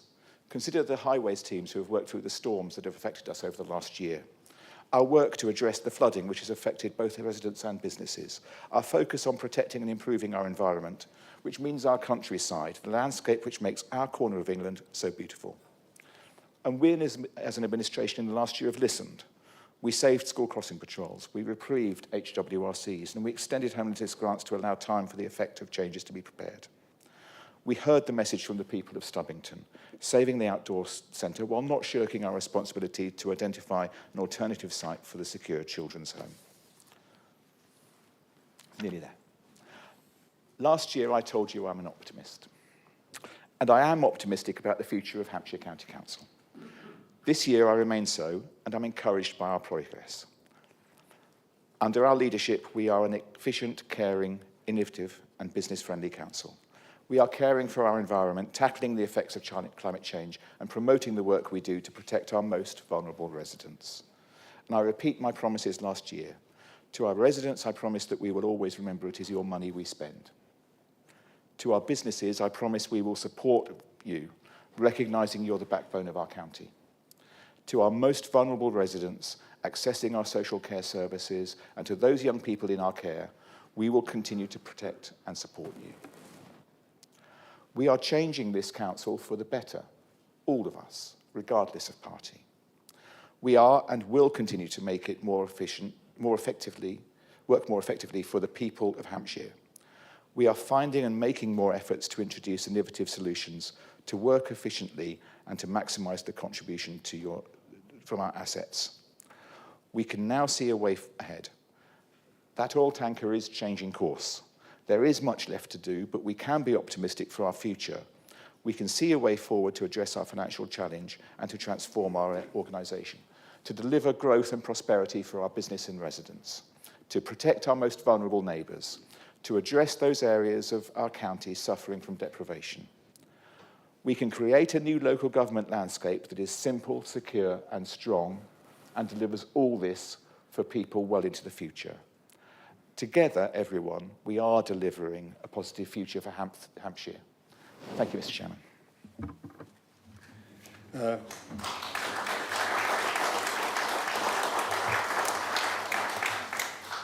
Thank you, Leader, for that tour de force.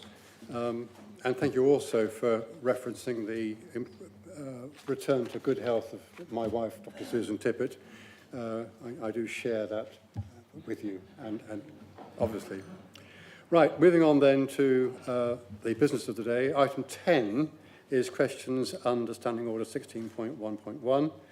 Remember, there are 30 minutes for this session, and I'll invite each member in turn to put their questions. You've had an attachment on your hybrids, and I call, I think, first of all, Councillor House. Would you please put your question?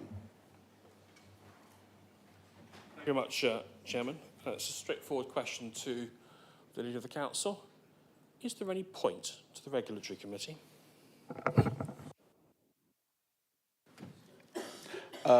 Councillor House, thank you for your question. Yes.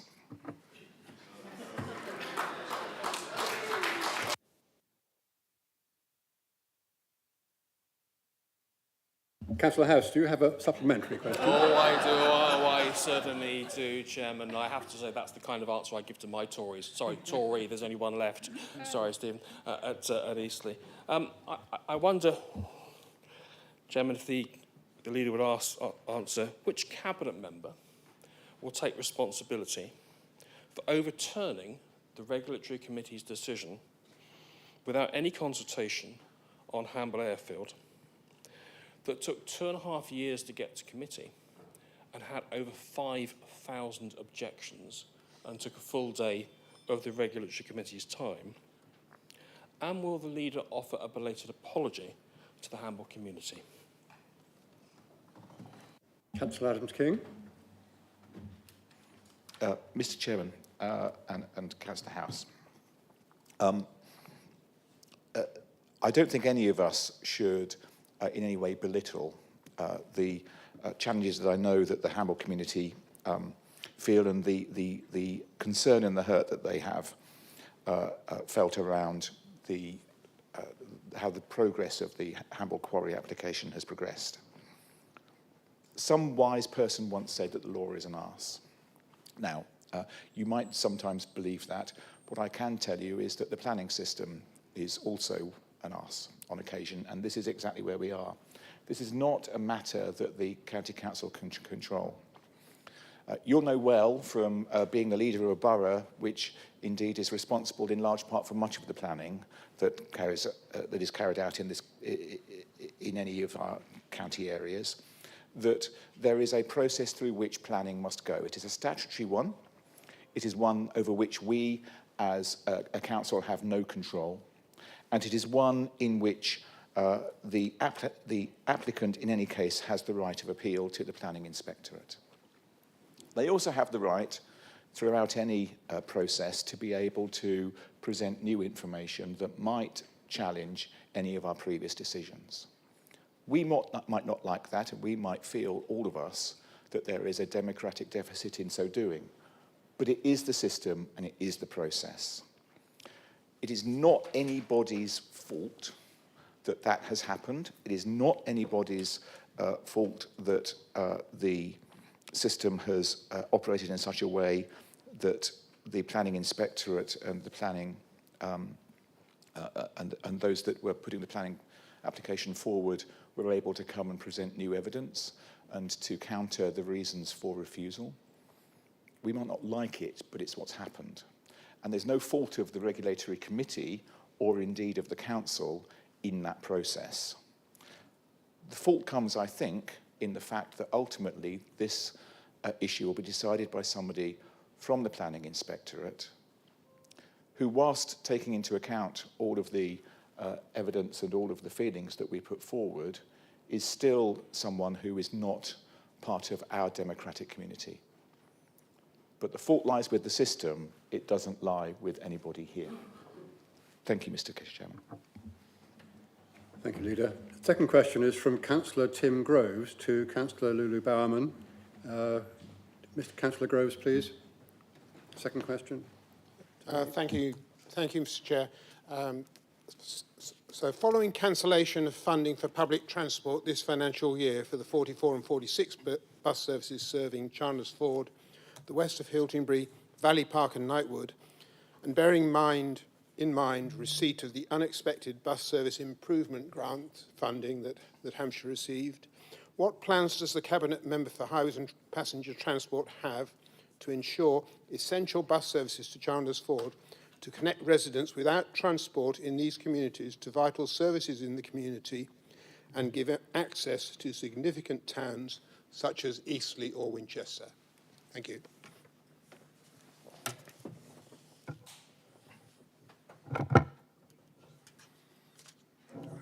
Councillor Bowen, sorry. Thank you, Chairman, and my congratulations, rather late, to your appointment as well. Councillor Groves, thank you very much for the question, particularly after the petition and the deputation this morning, so very relevant and current. The County Council is working closely with Chandler's Ford Parish Council to support them to procure a revised 44 bus service for the residents of Chandler's Ford. The BSIP funding received by the County Council is to be invested in services that, with one-off support, will generate passenger growth, which will in turn facilitate the retention of a strong commercial bus network in Hampshire beyond the point that BSIP funding is available.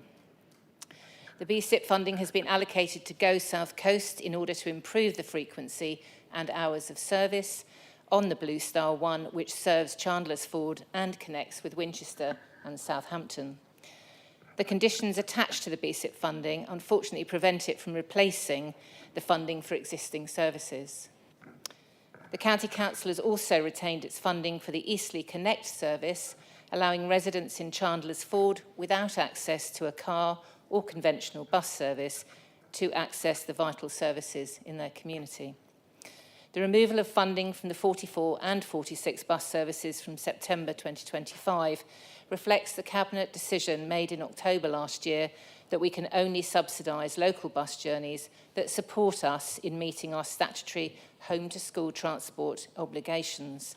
This reduction of non-statutory spend is helping towards balancing our budgets due to funding pressures resulting from continued high demand for services such as social care for vulnerable adults and also children. In addition, I think, Councillor Groves, you have been working and put forward some proposals as well for the 44 service that have been shared with the existing operator, along with a request for costings for each proposal. And I believe there's a meeting scheduled with the passenger transport officers for the 2nd of June with yourself. I've also agreed with Susan Dorset, who delivered the petition this morning, to meet with her and her action group with the passenger transport officers to offer information, guidance and support for finding an alternative transport model for her community. Thank you. Councillor Groves, do you have a supplementary? Yes, please, Mr. Chair. Thank you very much for that response, Councillor Bowman, but there are some encouraging aspects to it. The bus service improvement grant, I understand, is planned to improve the frequency of the Blue Star 1 route from Southampton to Winchester through the Easter Charles Ford from the current frequency of 15 minutes down to 10 minutes. Wouldn't the money be better spent making communities which will be socially isolated, connected to each other and what they need for their health, socially as well as physical? Thank you. Mentally as well as physical. Thank you. Councillor Bowman. Thank you. I completely agree. We'll have a look at it and see what can be done. As a succinct answer for you, Councillor Groves. Thank you. Right, thank you. We move on to the third question, which is from Councillor Jonathan Williams to Councillor Kirsty North. Councillor Williams, please. Thank you very much, Chair. Can residents of Bishop Sutton and Alresford, along with Councillor Porter and myself, be provided with an update regarding the progress of the Bishop Sutton to Alresford footpath project? Right. Councillor North. Thank you, Chairman. Yes, of course. Thank you for your question, Councillor Williams. The original proposal for the route between Long Barn and Bishop Sutton was to create 2 new sections of footway, but the initial designs exceeded the available budget. The design team went away and developed a revised proposal focusing on interventions to aid pedestrians using the existing footpaths. The detailed design of this scheme is now complete and is to be added to our minor works programme, subject to tender returns being within budget and contractor availability. Delivery should take place within this financial year. Thank you. Councillor Williams, do you have a supplementary, please? I do. It's a very similar answer to the one that Jackie Porter received about 6 months ago. I'm wondering whether officers could sort of meet with the Bishop Sutton Parish Council, Councillor Porter and myself, to go through the designs, because I know the Parish Council have been sort of very keen on this project being finally implemented, especially as obviously the initial funding, and because there's been so many delays, inflation has sort of quashed the original project itself. So can you commit to sort of meeting with Councillor Porter, the Parish Council, myself to go through those designs, or just with officers? Councillor North. Thank you, Councillor Williams. Absolutely, very happy to meet you and Councillor Porter at any time. And I'll even bring some officers along to discuss this matter. Thank you. Right, that comes now to our fourth question today, and that is from Councillor Jackie Porter to Councillor Ros Chad. Thank you, and I apologise for the slight length of the question. I'm usually much more brief. The leader has clearly stated that the County Council will continue to care for the most vulnerable in our county, even as budget cuts bite and through governance changes. The Equality Act covers, I understand, neither the fit and able parents of children who have special needs or, in fact, the children themselves, only adults. So any evaluation looks merely at the children, not as the family as a whole.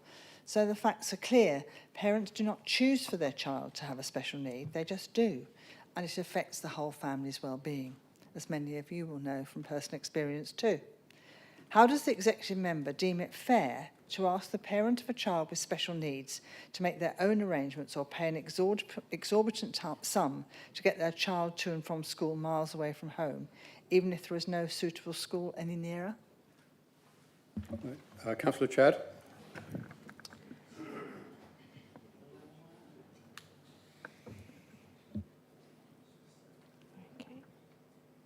I will use the one next to me. Is it on? Thank you. Thank you, Chairman, and congratulations on your appointment today. And can I also thank Councillor Porter for her question, and congratulations to Councillor Porter on her new role. The County Council fulfils its statutory responsibility to make arrangements to provide free of charge transport to eligible children of compulsory school age. And this includes all children who have special needs or disability, health problems that make it hard to walk to school, even when accompanied by an adult. There is no automatic entitlement to free school or college transport once the student is over 16. The County Council currently assists with travel expenses for post-16 students with special educational needs or disabilities on a discretionary basis and in accordance with the clear criteria. I'd just like to add that we are currently analysing the results of a recent public consultation that the cross-party member working group will have the opportunity to review, and I look forward to that feedback from that cross-party working group and finding a way forward. Councillor Porter, do you have a supplementary? Thank you. My personal experience as a councillor with residents is that that isn't exactly happening. I appreciate the response, but the fact is the matter, it is a lottery for parents.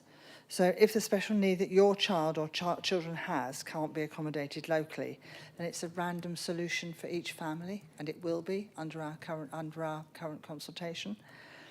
It can consign families for the need to stop work and spend a lot of money, thousands of pounds potentially on school transport. A consultation has closed, but the parents are shocked to hear that they'll need to pay a sum or sort out a solution within weeks. This is a desperate request at this point. Even if you can't solve every children's education travel by building new units, can you at least give parents more time to sort out alternative arrangements for their child's transport? At the moment, they're being offered only 2 weeks. You can't sort out your job, your life, your other children in 2 weeks. Councillor Chadd? Thank you. I will certainly take that back and have some conversations and involve you in those conversations, and we'll find a way forward. Thank you. Question 5 is from Councillor Malcolm Wallace to Councillor Nick Adams-King. So, Councillor Wallace, please. Thank you, Chair. Last year, Hampshire County Council used the Property Services Recycling Fund to support the installation of 152 solar panels on Swanmore College. This innovative scheme was anticipated to not only generate 120 megawatts of clean electricity annually, but also to achieve recurring cost savings for the college, once the costs for installing the solar panels have been recovered. Please, can you provide an update on this trial project?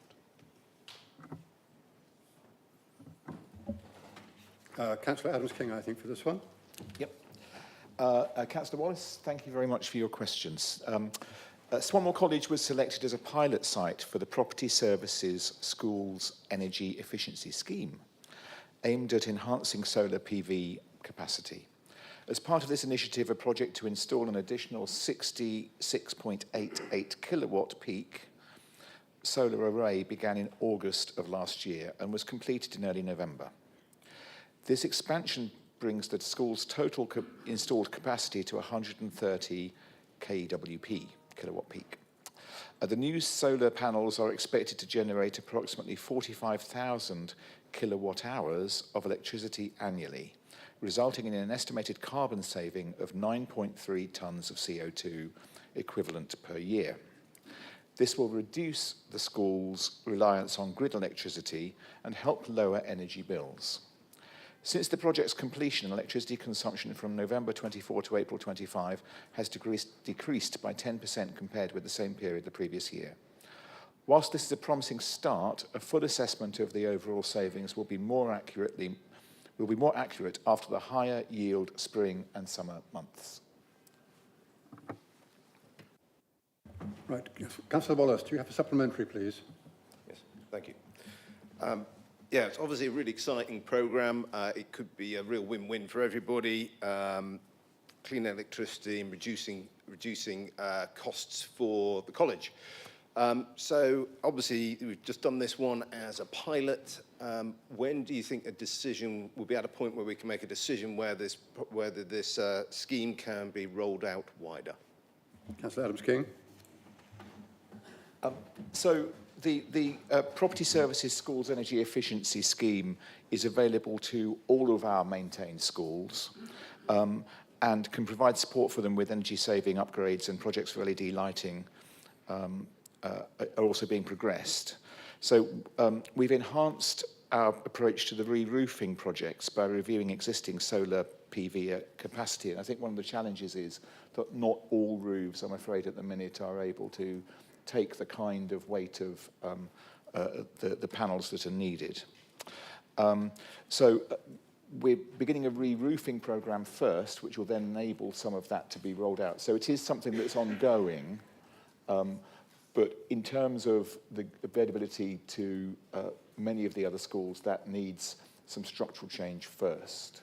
So there's not exactly a point at which it's rolled out to other people because of that need.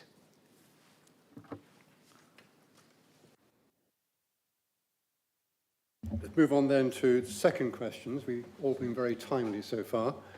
The second question comes from Councillor Keith House to Councillor Lulu Bowerman.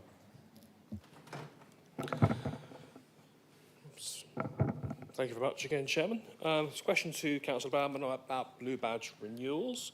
In the period January to March, what is the average processing time for Blue Badge renewals, and what percentage took longer than 4 weeks? Councillor Bowerman. Thank you, Councillor House, for your question. So, in 2024, the Council received over 34,000 Blue Badge applications to assess for eligibility. This is an increase of more than 6,000 when compared to pre-COVID levels. In the period January to March this year, 2025, the average processing time for Blue Badge reapplications was between 7.5 weeks and 11.4 weeks from the date the application was received to when the application was actually assessed by a member of the Blue Badge team. Due to the high volume of applications received, all Blue Badge applications are currently taking more than 4 weeks to process. The DfT advises that local authorities usually make a decision within 12 weeks. That's the guideline, I believe. So these figures exclude applications received via the fast-track application route for those with a life-limiting condition, which are normally prioritised and processed within 48 hours of receipt. And the team also prioritise applications from existing Blue Badge holders, so as when an applicant continues to qualify for a Blue Badge, there is no period of time for which an individual is without a valid badge. Thank you. Thank you. Councillor House, do you have a supplementary, please? I do. Thank you very much, Chairman. And I thank Councillor Bowerman for her response. It's very interesting data, and clearly the numbers are going up as we have a rising elderly population, and therefore the demand is there. I'm very conscious that the answer was that it can take almost 3 months to process a renewal. Is Councillor Bowerman satisfied with that performance? Councillor Bowerman. Thank you, Councillor House. I think I will investigate why it is taking that sort of length of time. If we can make improvements, it would be good to do so. Thank you. Thank you very much. That comes to the end of the question. Moving on then to part one matters for decision. Members, the report on proportionality and appointments was published after the main agenda and is therefore considered as an urgent item due to the need for the Council to approve the table and make the appointments required at this meeting. This will be recorded in the minutes. You'll find the report as a supplementary document to the main agenda papers. Can I invite the leader to present the report and then questions after that? Thank you, Mr. Chairman. As members are aware, the Council is required to review the proportionality table. The draft table before you is as a result of a full and detailed consultation with the group leaders. The appointments that are proposed take into account changes in the draft table, as well as other changes following the usual annual review of memberships and chairman and vice chairman of committees and panels. Mr. Chairman, I move the recommendations. Thank you. Are there any questions at that point on the Councillor House, I see? Yes, thank you. I mean, it was a very interesting report when it came round. I think I've read the report fully, in that it suggests that every decision-making committee will continue to be chaired or vice-chaired by a Conservative councillor, other than the vice-chairmanship of the Standing Advisory Council on Religious Education, which has been gifted to the Liberal Democrat group. We thank you for that offer. Chairman, given that the Conservative Party now has no electoral mandate to run this council, are these appointments appropriate? Right, Councillor Adams-King.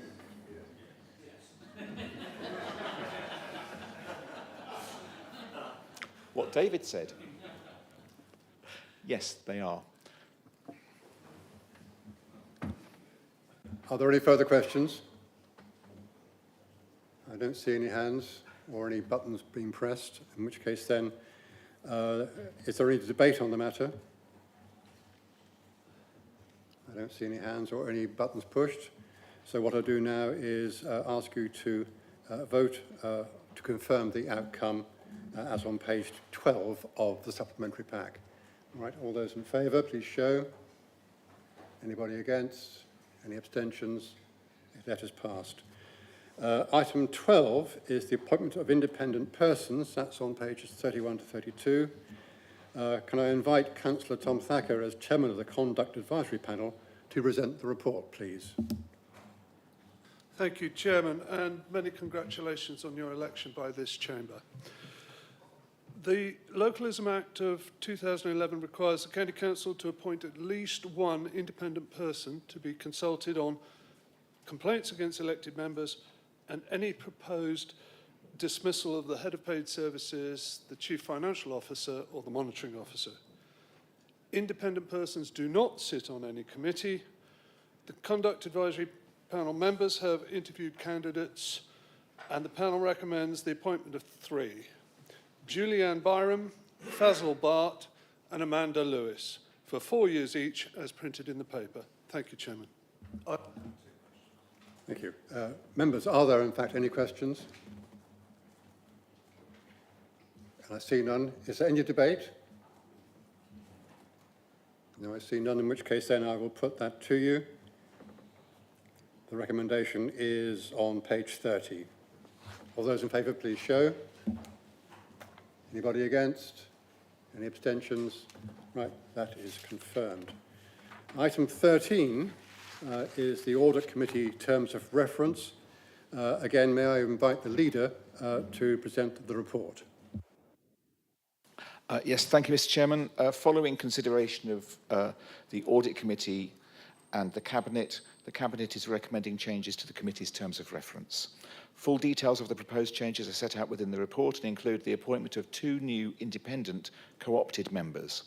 These appointments would provide external knowledge and experience, increase transparency and oversight of local audit, and achieve more non-political focus on governance, risk and control matters. It is intended that these changes will enhance the existing arrangements, and I move the recommendations. Thank you, Leader. Are there any questions, please, on the report? I see no hands. Is there any debate on the report? I see no hands, in which case I put that to you. All those in favour of the recommendations on page 31? And anyone against? Any abstentions? Thank you, that is agreed. Item 14 is the review of the Members' Allowances Scheme 25-26 and is on pages 35 and 36. Can I invite, or may I invite, please, Councillor Russell Oppenheimer, who is the Chairman of the Employment in Hampshire County Council Committee, to present the report. Thank you, Chairman, and may I add my congratulations to you as your appointment and election as Chairman. So this follows on from the previous item in that it's about the remuneration of the new co-opted members of the Audit Committee, and it's a change to the Members' Allowance Scheme to allow an allowance of £2,000 for each member. We did discuss this at the Employment in Hampshire County Council Committee. I'd like to thank Councillor Mellor for attending that meeting as Chair of the Audit Committee, and we had a good discussion. We decided that the advice of the Independent Remuneration Panel to set the allowance at this level was good advice for 4 meetings a year, and we hope that this will attract some high-quality applicants to these new co-opted positions. So I commend this report to the Chamber. Thank you, Councillor. Are there any questions from the Council? Yes, please, Councillor Kempji. Thank you, Mr. Chairman, and may I too congratulate you on your new and richly deserved appointment. It's a great pleasure to see you there, sir. I'm going to ask the obvious question, and why should this allowance not be extended to co-opted members of the pension fund panel and board who work extremely hard with a training programme that extends to about 14 days a year? Why should they not get a similar allowance compared to half, which is what they get at the moment? Right. Councillor Oppenheimer, please. I think that that's something that we'll take away and have a think about. Councillors who are members of the pension fund panel obviously get their own allowances as councillors, which is supposed to cover such meetings. But the independent remuneration panel is there to consider all these sorts of things. So we'll discuss it and come back to you. Thanks, Councillor Kempji. Right. Are there any further questions? No, I see none. Any debate? Again, I see none, in which case I put that to you. All those in favour, please show. Anybody against? Any abstentions? Thank you very much. That takes us on then to item 15 rather, which is the appointment of the Chief Financial Officer. That's on pages 37 and 38. Again, may I invite the leader to present the report. Thank you, Chairman. Yes, this report seeks the Council's approval to the appointment of the Director of Corporate Operations as the statutory Chief Financial Officer in accordance with Section 151 of the Local Government Act.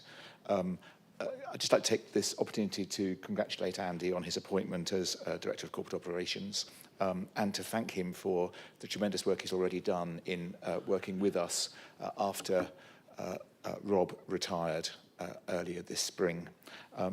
He has big shoes to fill, but he's already more than bursting out of the seams of them. So well done, and I move the recommendations for you.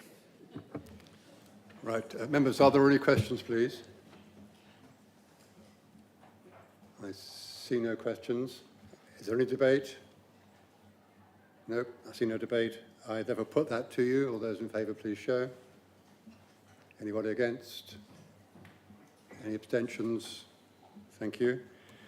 Right, we now move on to the part 2 matters for information. So there's no voting going on now. Can I go to item 16A?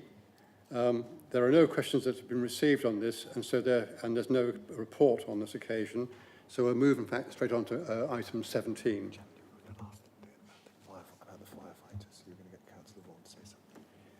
Yes, absolutely. Thanks for reminding me. Before we leave the Fire and Rescue Authority questions, I believe Councillor Riddian Vaughan was going to say something. Thank you very much. Councillor Vaughan. Thank you, Mr. Chairman, and my congratulations to you. I can grovel with the rest of them. Just three things. One is that there is a report on your fire service, but it is yet to be ratified by the authority, which will be done in the middle of June and will be then released to you afterwards. Good stuff it is. Secondly, after a long and extensive programme with nine original candidates, we whittled that down to 4, and at the end of April we selected a new Chief Fire Officer for Hampshire and the Isle of Wight. She is Sabrina Cohen-Hatton, Professor Serena Cohen-Hatton, King's Fire Service Medal, and she's absolutely dynamite, but we can put that out. So welcome her aboard. And lastly, members will be aware of the death of 2 firefighters and a civilian in Oxford. Fire services across the country are really tight-knit organisations, and if there's a death of a firefighter, it is felt hugely through all fire services, regardless of where that death occurred. So could I ask, Mr. Chairman, that we have a moment's silence in respect of those who died? Thank you very much for your intervention. I totally concur with what you're saying, and perhaps we will stand for a minute's silence again. Thank you very much.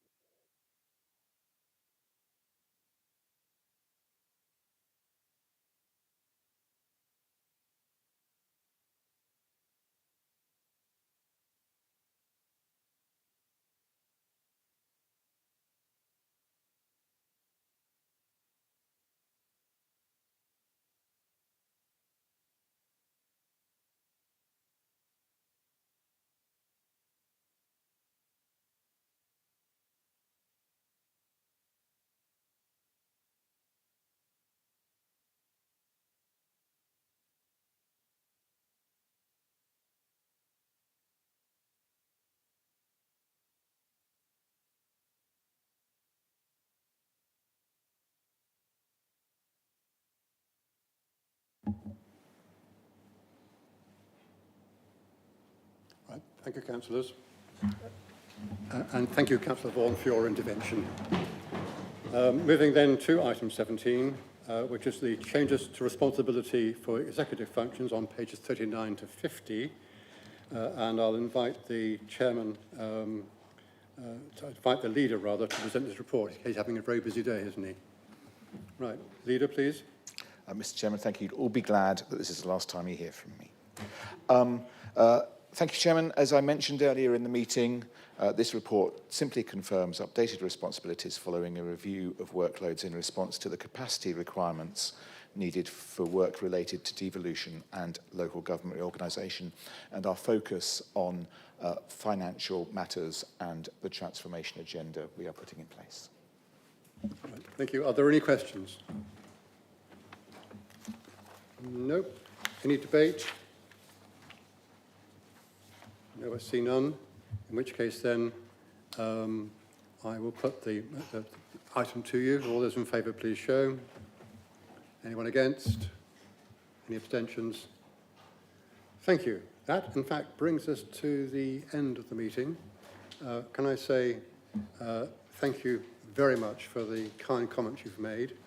I'm often wondering who you were talking about most of the time, but there we go. And also thank you for the expedition of this council meeting, which is finished in good time. I hope to set that example for the rest of the year. Can I also ask now that the webcast is stopped and call the meeting to an end? Thank you very much for your attendance.